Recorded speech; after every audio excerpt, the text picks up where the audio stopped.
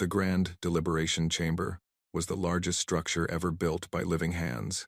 It floated in the darkness of space, a massive ring of metal and glass that could hold millions. Today, representatives from 47 species had gathered to discuss the fate of the newest civilization to reach the stars, humanity. High Arbiter Velthron stood at the center of the chamber. His body was tall and thin, covered in silver scales that caught the light. His species, the Silithine, had existed for over 100,000 years. They had seen empires rise and fall. They had predicted the outcomes of 3,000 wars with near-perfect accuracy. Their algorithms never failed. The matter before us today is simple, Velthron said. His voice echoed through the chamber, translated into 1,000 languages. The human species has refused to accept the terms of Concord membership. They reject our taxes. They reject our territorial claims. They reject our authority. A murmur passed through the assembled representatives. Some clicked their mandibles in anger. Others flashed colors of disapproval across their skin. The Galactic Concord had ruled this part of the galaxy for 10,000 years. No species had ever refused them. Therefore, Velthron continued, the Council has authorized the hegemony of Krathvel to conduct a corrective intervention. War Admiral Krathvor rose from his seat. He was massive, nearly 3 meters tall, with 4 arms and skin like gray stone. The Krathvel were the military arm of the Concord. They had crushed 200 rebellions. They had never lost a war. My fleet stands ready, Krathvor said. His voice was deep and confident. 12,000 warships, the finest warriors in the galaxy. We will teach these humans their place. Velthron nodded and activated the display screen behind him. Numbers and charts appeared in the air, glowing with soft blue light. Our algorithms have analyzed the coming battle, he said. The results are clear. The chamber fell silent as the data appeared. Human fleet size, 340 vessels. Krathvel fleet size, 12,000 vessels. Human technology level, primitive, 3 generations behind Concord standard. Human weapons, basic kinetic systems, nuclear warheads. The predicted duration of battle, Velthron announced, is 4.7 standard hours. Predicted human casualties, 100%. Predicted Krathvel casualties, 0.3%. Laughter filled the chamber. It came in many forms, clicking sounds, whistling noises, flashing lights. But the meaning was the same. The humans were a joke, a minor inconvenience. They would be swept away like dust. In the far corner of the chamber, a single human sat in silence. Ambassador Chen Wei-Lin was a small woman with gray hair and calm eyes. She had served humanity for 40 years, first as a soldier, then as a diplomat. She had seen things that would break most people, but her face showed nothing as she listened to the aliens laugh at her species. Beside her sat Observer Yathala, a young historian from the Malorian species. Her skin was pale blue, and her large eyes watched everything with curiosity. She had been assigned to document this moment, the extinction of humanity. It would make an excellent addition to the Concord archives. Ambassador Chen, Velthron said, his voice cutting through the laughter. You have heard our analysis. You understand what awaits your people. The Concord offers you one final chance. Surrender now, and we will show mercy. Your species will be allowed to serve us. You will live. The chamber fell quiet. Every eye turned to the small human woman. Chen Wei-Lin stood slowly. She straightened her simple black uniform and looked around the room. She saw the amusement on their faces. She saw how little they thought of her people, and she smiled, just slightly. High Arbiter, she said, her voice steady. I thank you for your offer, and I thank you for sharing your analysis. It is very detailed. Then you accept? Velthron asked. No. The word hung in the air. The laughter died. I'm sorry, Velthron said. I must have misunderstood. Did you say no? We respectfully decline, Chen said. She sat back down and folded her hands in her lap. Please proceed with your war. For a long moment, no one spoke. War Admiral Krathvor stared at the human with something like confusion. His people had conquered 100 species. All of them had begged for mercy when faced with the hegemony fleet. None had ever simply said no. You understand what you are doing? He asked. Your fleet has 300 ships. I have 12,000. Your weapons cannot penetrate our shields. Your drives are slow and primitive. You will die, all of you. Every human, on every world. Chen Weilin met his eyes without fear. Perhaps, she said. We shall see. Krathvor turned to Velthron. She is insane. They are all insane. They are afraid, Velthron said calmly. Fear makes species act strangely. In 4.7 hours, it will not matter. Their fear will end with their lives. He raised his hand, and the session was officially closed. The representatives began to leave, already forgetting about the humans.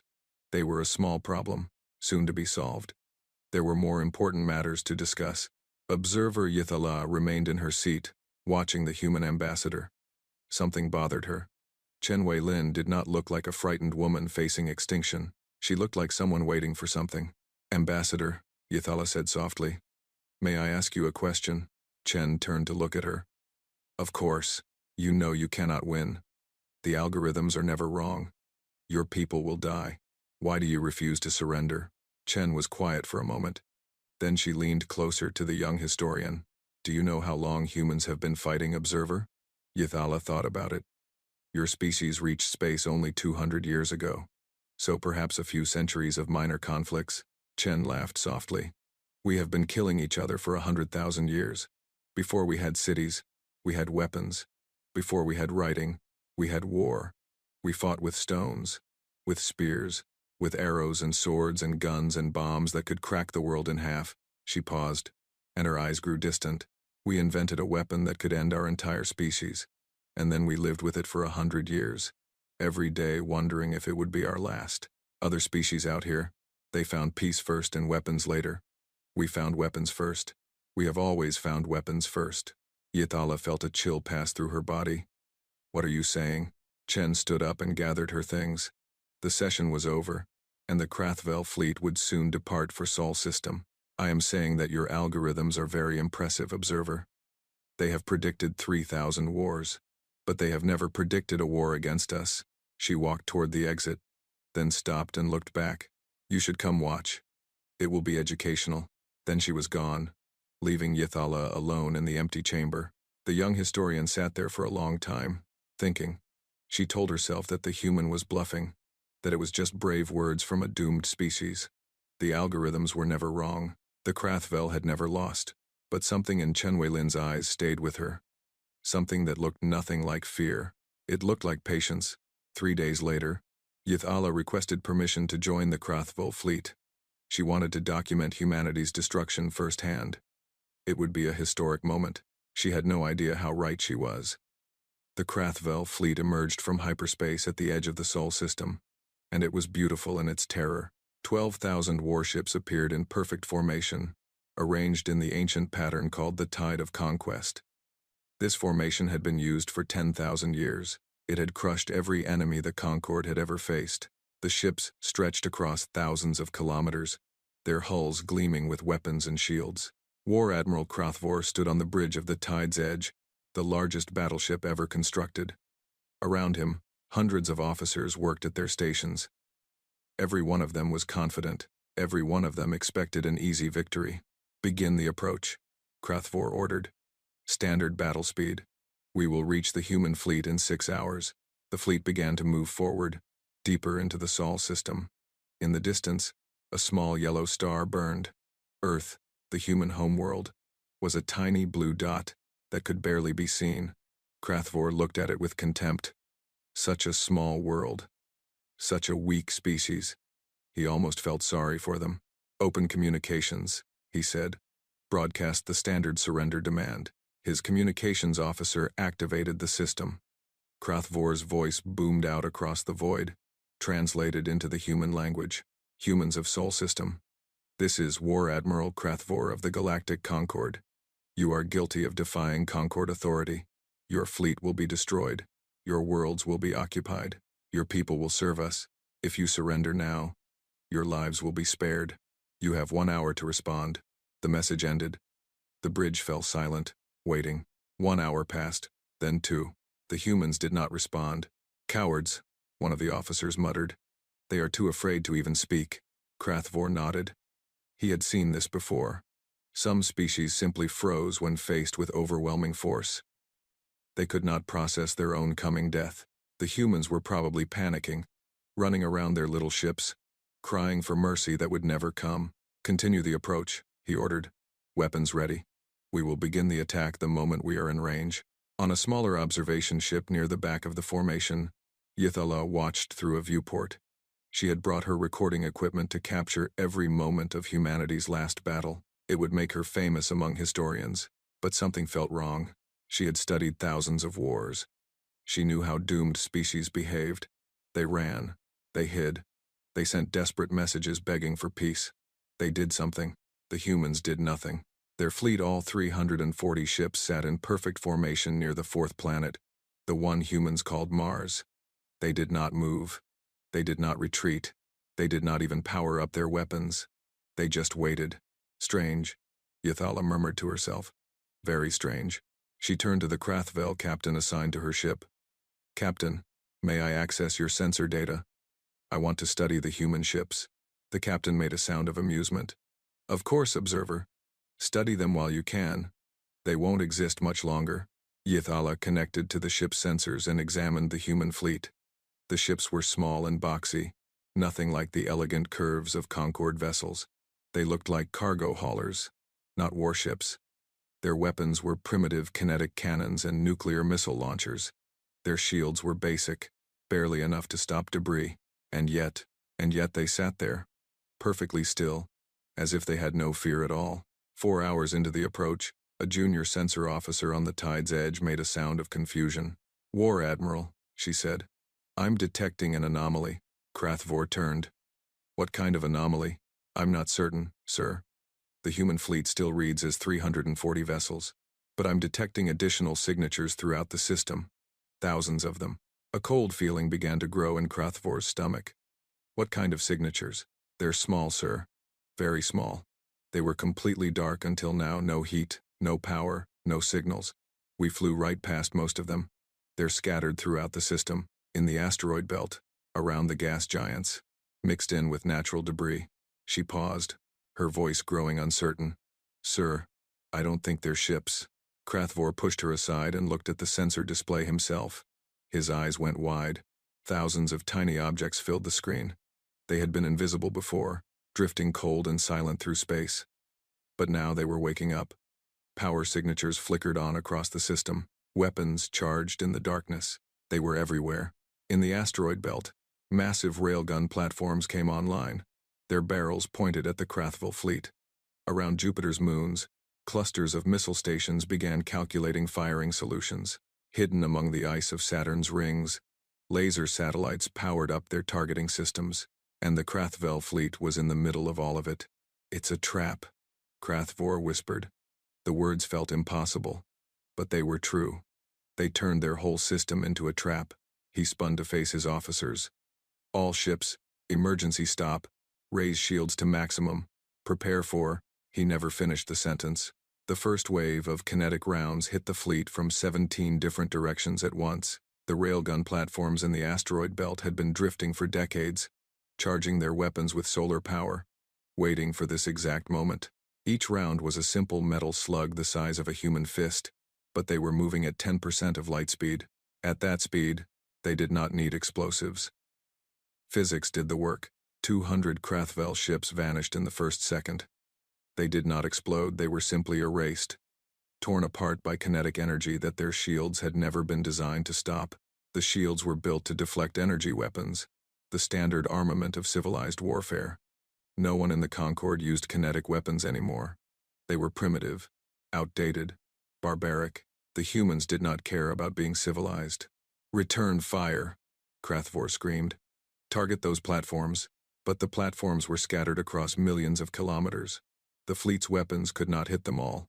And more rounds were coming, thousands of them, raining down from every direction. Then something worse happened. The human fleet moved. All 340 ships performed a maneuver that the Krathvel had never seen before. They did not fly toward the enemy. They did not retreat. Instead, they simply vanished and reappeared inside the Krathvel formation. They had jumped. Not across star systems, as normal hyperspace travel worked, but across just a few thousand kilometers. Short-range tactical jumps. Impossible. No species had ever weaponized fold drives like this. Suddenly, human warships were everywhere. Mixed in with the Krathville fleet like wolves among sheep, they opened fire at point-blank range, their primitive kinetic cannons tearing through hulls that had never been designed for close combat. Yithala watched from her observation ship as the Krathville formation fell apart. The neat, beautiful pattern of the tide of conquest became a chaos of explosions and debris. Ships crashed into each other, trying to maneuver. Friendly fire tore through vessels whose commanders could not tell enemy from ally. The humans moved through the chaos like ghosts, jumping in, firing, jumping out before the Krathville could respond. They never stayed in one place long enough to be targeted. They never fought fair. On the bridge of the tide's edge, Krathvor watched his fleet die around him. His hands trembled. His mind could not accept what was happening. "This is impossible," he said. "The algorithms predicted. The algorithms were wrong," his first officer said quietly. Outside, another 1,000 ships exploded in nuclear fire. The battle was only 3 minutes old. Fleet Admiral Joaquin Torres stood in the command center of the UNSC Thermopylae, watching the battle unfold on screens around him. His face was calm. His hands were steady. He had spent 40 years preparing for this moment. Around him, officers from 12 nations worked at their stations. Americans, Chinese, Russians, Indians, Brazilians, Germans, old enemies who had learned to work together when they discovered they were not alone in the universe. The petty conflicts of Earth seemed very small when you realized that something out there wanted to enslave your entire species. Phase 1 complete, his tactical officer reported. 2,000 enemy ships destroyed. Kinetic platforms are recharging. Enemy formation status? Broken, sir. They're trying to regroup, but our fast attack squadrons are preventing it. Torres nodded. Everything was going according to plan. The plan that humanity had spent 4 decades building. The plan that no alien algorithm had ever predicted. He remembered the day it all started. First contact, 60 years ago. The Conquered had sent a delegation to Earth, offering humanity a choice. Join as a servant race, or be destroyed. The politicians had wanted to negotiate. The military had wanted to fight. In the end, they had done neither. Instead, they had listened. They had learned.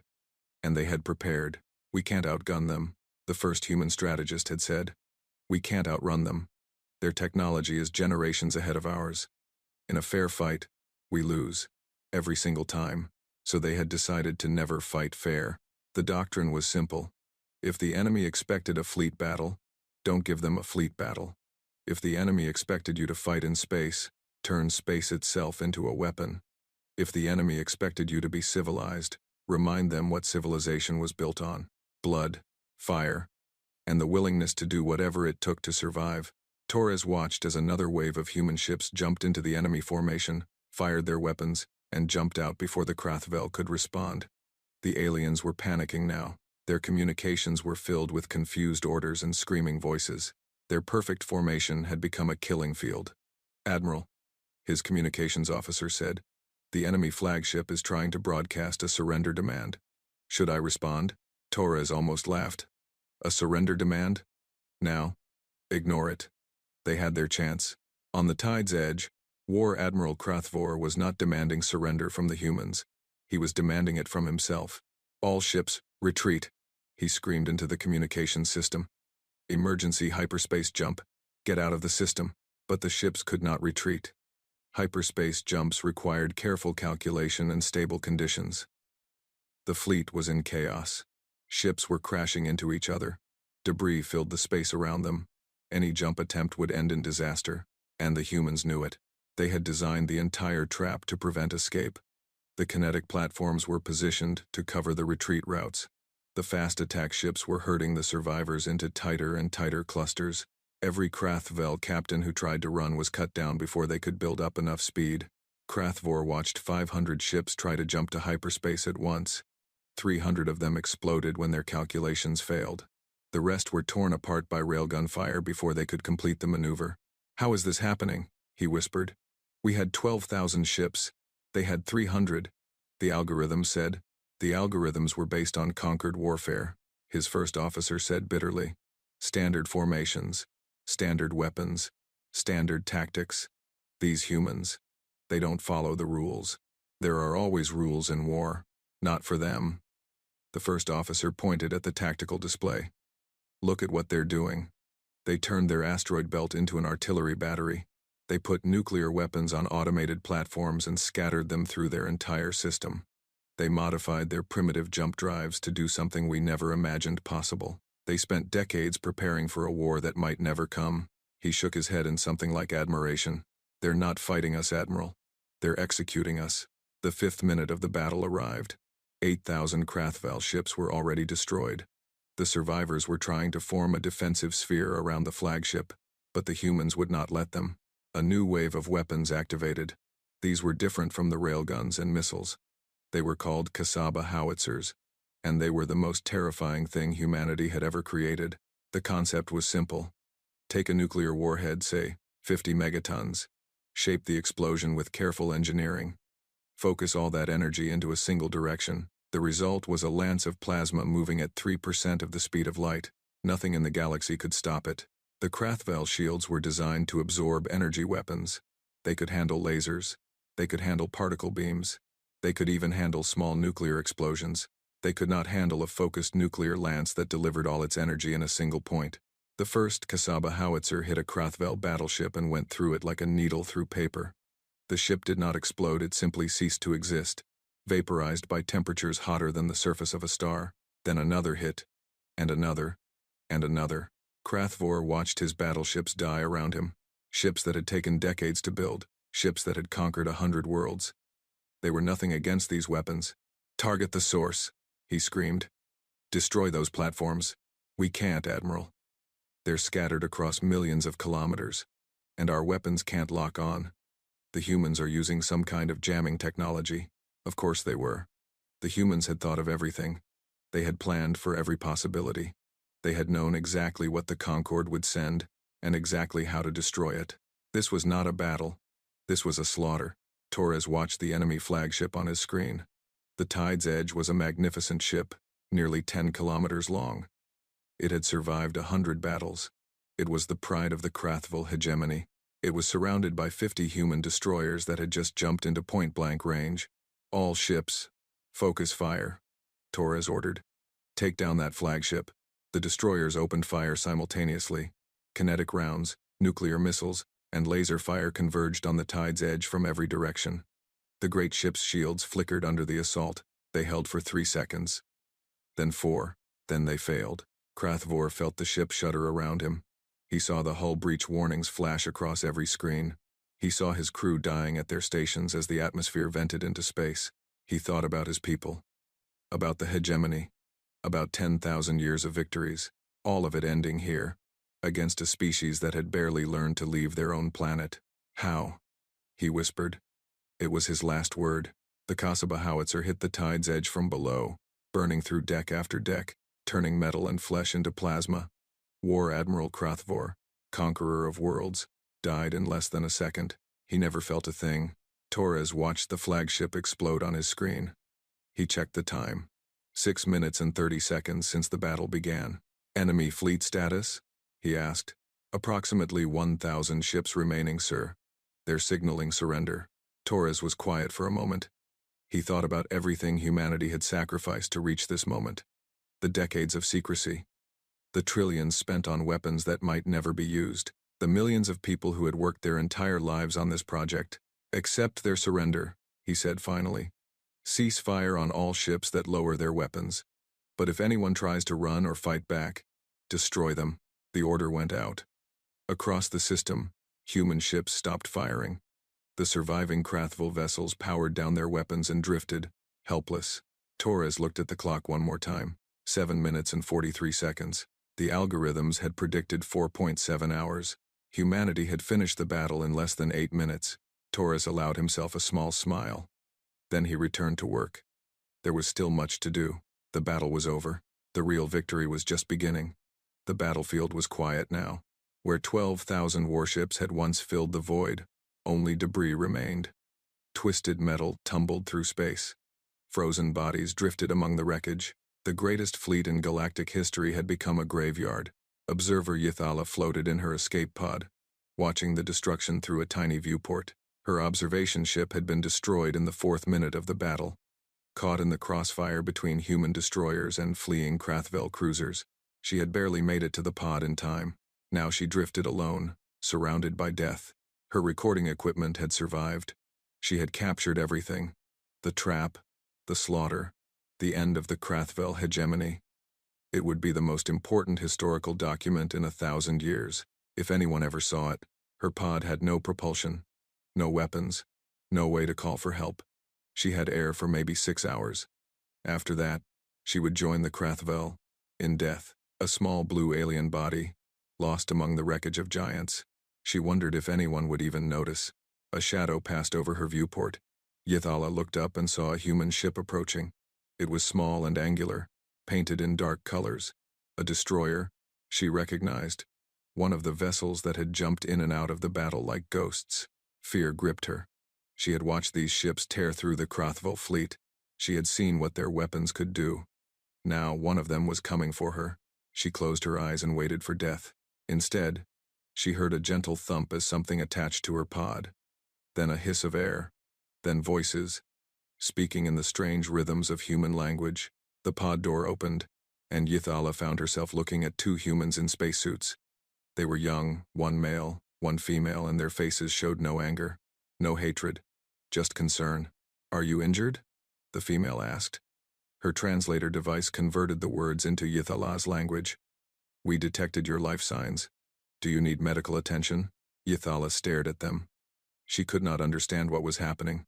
"You're rescuing me?" "Of course," the male said. He reached out a hand to help her from the pod. "Come on. Our ship has better air than this thing. And warm food, if you're hungry." Yithala took his hand and let him guide her into the human ship. She moved like someone in a dream, unable to process what she was experiencing.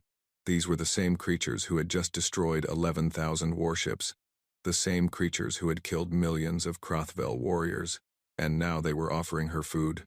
The destroyer was small but comfortable. The crew members nodded politely as she passed.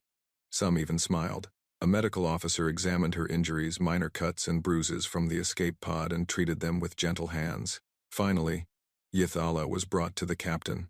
He was an older human with dark skin and gray hair, sitting in a simple chair on the bridge. His name, she learned, was Captain David Okonkwo.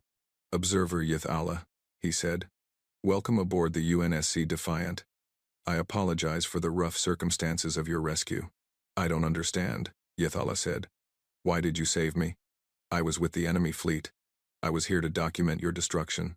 Okonkwo's face showed something like sadness. "You weren't a combatant. You were an observer, doing your job. We don't kill people for doing their jobs. The Krathvel would have killed every human if they had won. Probably. But we're not the Krathvel." Yithala sat in silence, trying to understand. In all her studies, she had never encountered a species like this. They could be utterly ruthless in battle, she had seen the evidence. And yet they could show mercy, moments later. They could destroy a fleet and then rescue an enemy observer. "What are you?" she asked finally. "What kind of species fights like that, and then does this?" Okonkwo thought about the question for a long moment. "We're survivors," he said. "We've been fighting each other for 100,000 years. Wars over land, wars over resources, wars over ideas. We learned something in all that time. If you destroy everything, there's nothing left to live for. So you fight hard, you win, and then you stop. You don't keep killing when the killing is done. But you could have let me die. It would have been easier." "Easier isn't the same as right." Okonkwo smiled slightly. "Besides, you're a historian. Someone needs to tell this story. Might as well be someone who saw it happen." Thousands of light years away, the grand deliberation chamber was in chaos.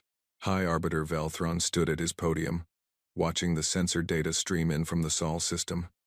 His silver scales had turned pale. His hands trembled against the controls. The algorithms had failed. In 3,000 wars, the Celethine prediction systems had never been wrong by more than a few percentage points. They had accounted for every variable, every possibility, every outcome. They had predicted a 4.7-hour battle with human casualties at 100%. The battle had lasted 7 minutes and 43 seconds. The Krathvel casualties were at 94.7%. The human casualties were less than 1%. Everything was wrong. Everything was impossible. And yet the data did not lie. Around him, representatives screamed at each other. The Krathville survivors were demanding revenge. The smaller species were panicking, wondering if they were next. The ancient powers were trying to understand how everything they knew had just been proven false. Ambassador Chen Wei-lin sat in her usual corner, watching it all with calm eyes. Velthron turned to her. His voice was barely a whisper. "How did you do it? How did you defeat us?" Chen stood and walked to the center of the chamber. The shouting died down as everyone turned to watch her. "You made a mistake," she said simply. "You looked at our technology and saw that it was primitive. You looked at our fleet and saw that it was small. You ran your algorithms and saw that we would lose. And you believed it." She paused, letting the words sink in.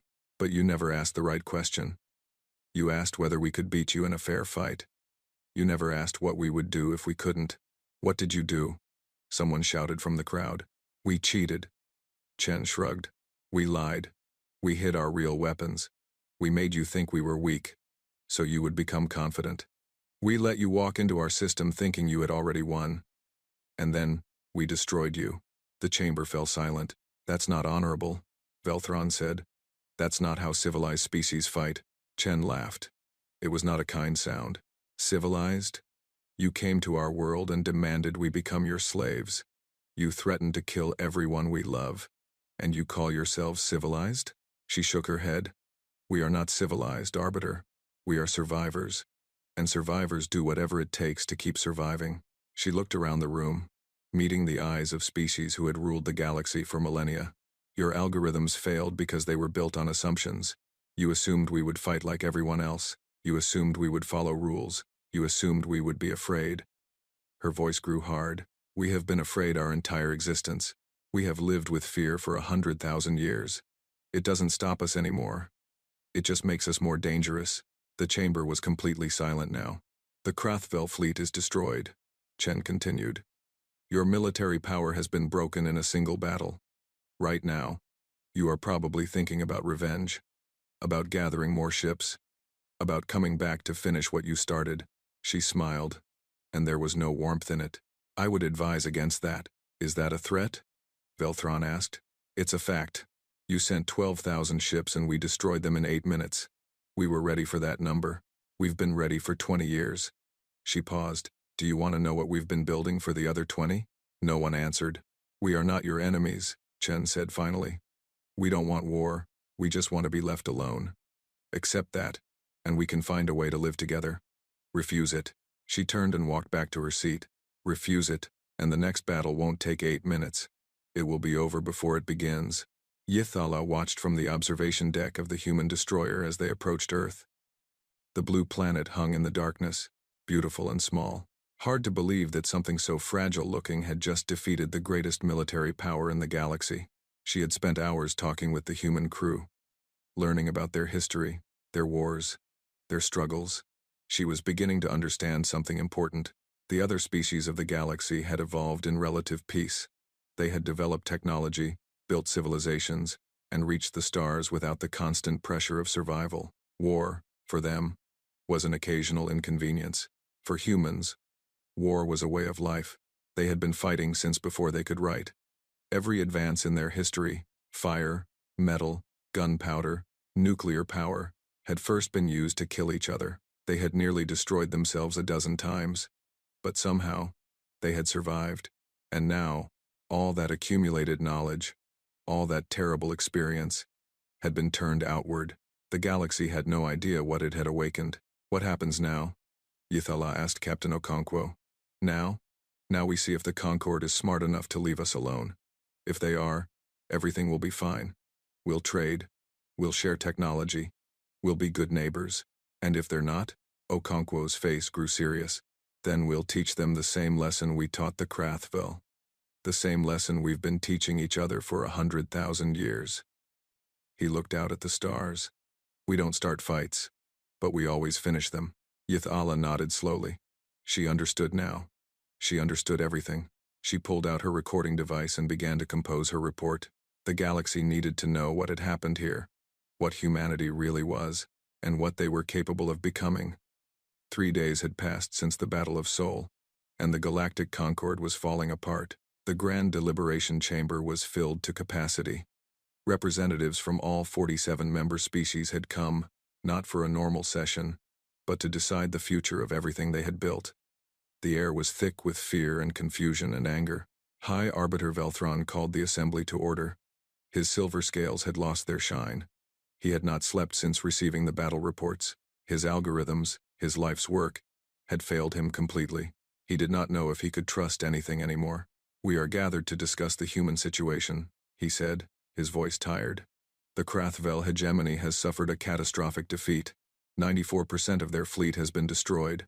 War Admiral Krathvor is dead. The military backbone of the Concord has been broken." The chamber erupted in angry voices.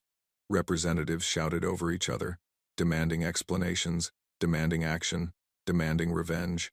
"We must send another fleet," a Krathvel general screamed. "Gather every ship in the Concord. Destroy these humans once and for all." "With what?" another voice called back. "They destroyed 12,000 ships in 8 minutes. How many would they destroy if we sent more? We have hundreds of thousands of ships across the Concord, and they have had 40 years to prepare. Who knows what else they are hiding?" The shouting grew louder. Velthron raised his hand for silence, but no one listened. Then a new voice cut through the chaos. "May I speak?" The chamber fell quiet. Everyone turned to see observer Yithala, standing at the witness podium. She looked small and fragile, but her voice was steady. "I was there," she said. "I watched the battle. I was rescued by the humans afterward. I have spent 3 days learning about them. I believe I can help you understand what happened." Velthron nodded slowly. "Speak, observer. Tell us what you learned." Yithala took a deep breath and began. "The algorithms failed because they were based on a false assumption. You assumed the humans would fight like every other species in the galaxy. You measured their ships, their weapons, their technology, and you calculated their strength, but you measured the wrong things." She activated a display showing human history. Images of ancient battles, medieval wars, and modern conflicts filled the air.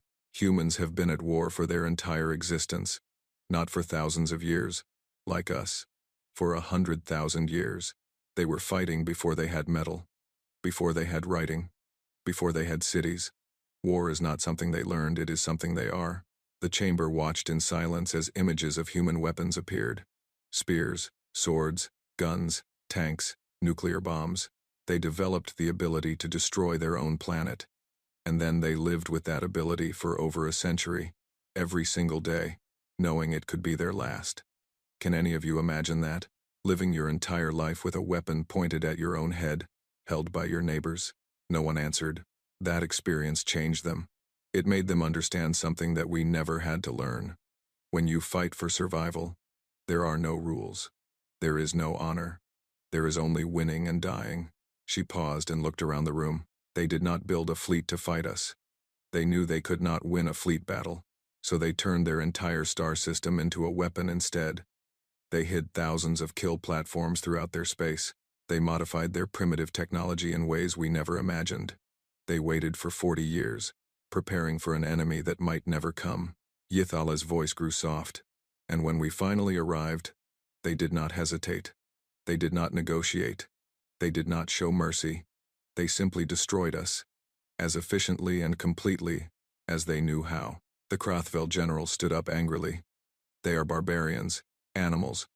You should do nothing," Yithala interrupted. "Because I have not told you the most important part yet." She reached into her pocket and pulled out a small device. She pressed a button, and a new image appeared above the chamber. It showed her, lying injured in a medical bed on the human destroyer. Human doctors surrounded her, treating her wounds, bringing her food and water. After they destroyed 11,000 of our ships, they found my escape pod drifting in the debris. They could have ignored me. They could have let me die. No one would have known. She looked at the Krathvel general. "What would your fleet have done?" The general said nothing. "They rescued me. They healed my injuries. They fed me and kept me warm. They treated me with kindness." Yithala's eyes were wet now. "Do you understand what that means? They can be the most ruthless killers in the galaxy when they need to be. And they can be the most compassionate beings you will ever meet when they choose to be." She turned off the display. "That is what makes them dangerous. Not their weapons, not their tactics. The fact that they can switch between destruction and mercy in a heartbeat. The fact that they have complete control over both. The chamber was completely silent. Ambassador Chen Weilin rose from her seat and walked to the center of the room. She stood next to Yithala and faced the assembled representatives. Observer Yithala speaks the truth, Chen said. We are capable of terrible things. We know this about ourselves. We have spent our entire history learning exactly how much damage we can cause. She looked around the room, meeting every pair of eyes. But we did not come to the stars to make war. We came because we wanted to explore, to learn, to meet new species and share what we have discovered. We wanted to be part of something larger than ourselves. Her voice hardened. You took that away from us. You came to our home and demanded we become your slaves. You gave us no choice. So we did what we have always done when our survival was threatened. We fought back. She paused. Now, you have a new choice. You can accept that we are equals. You can respect our borders and our independence. You can work with us instead of against us. And if we refuse, Belthron asked, then you will learn what we have been building for the past 40 years.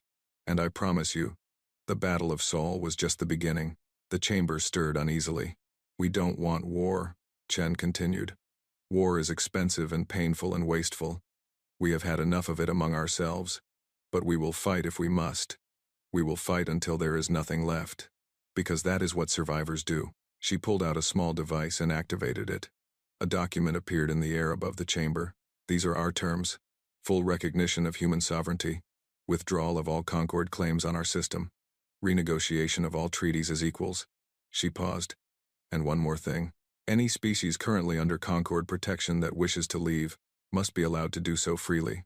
The chamber exploded in angry protests. The Concord had held power over smaller species for millennia. Giving them freedom would destroy the entire structure of galactic society. That is unacceptable, the Krathvel general shouted. We will never. You will, Chen said calmly. Because the alternative is worse. Much worse. Belthron raised his hand for silence. The protests slowly died down. Ambassador Chen, he said carefully, if we agree to your terms, what then? Will you attack us? Will you seek revenge for the invasion? Chen shook her head.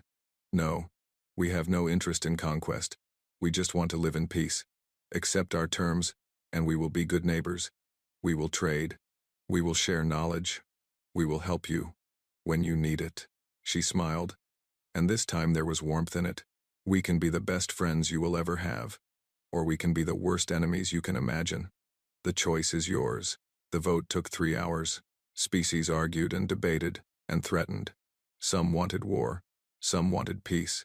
Some simply wanted to know how the universe had changed so quickly. In the end, the result was unanimous. All 47 species voted to accept humanity's terms. The Galactic Concord would never be the same. 6 months later, Yithala published her historical account of the Battle of Seoul. It became the most read document in Concord history. Billions of beings across thousands of worlds downloaded it, wanting to understand what had happened. The final paragraph was quoted more than any other. The Concord had conquered 1,000 species by teaching them to fear us. We believed that fear was power. We believed that strength came from making others weak. The humans taught us something different. They showed us that true strength comes from within, from the willingness to do whatever it takes to protect what you love, from the ability to be both terrible and kind, and to know when to be each. We thought we were the masters of the galaxy. We thought we understood war. We were wrong. The humans did not seek to destroy us. They did not seek revenge or conquest. They simply made us understand that destroying them was never an option. And perhaps that is the most human thing of all. They defeated the greatest military power in galactic history, and then they offered us peace. They showed us mercy we did not deserve. I do not know what the future holds for our galaxy, but I know this. With humanity among us, nothing will ever be the same, and that might be exactly what we needed. On Earth, Fleet Admiral Joaquin Torres read the document and smiled. They had won. Not just the battle, but something more important. They had shown the galaxy what humanity was capable of, and then they had shown what humanity chose to be. It was, he thought, a good day for the species. Outside his window, the stars burned bright with possibility. Humanity had arrived, and the universe would never forget it.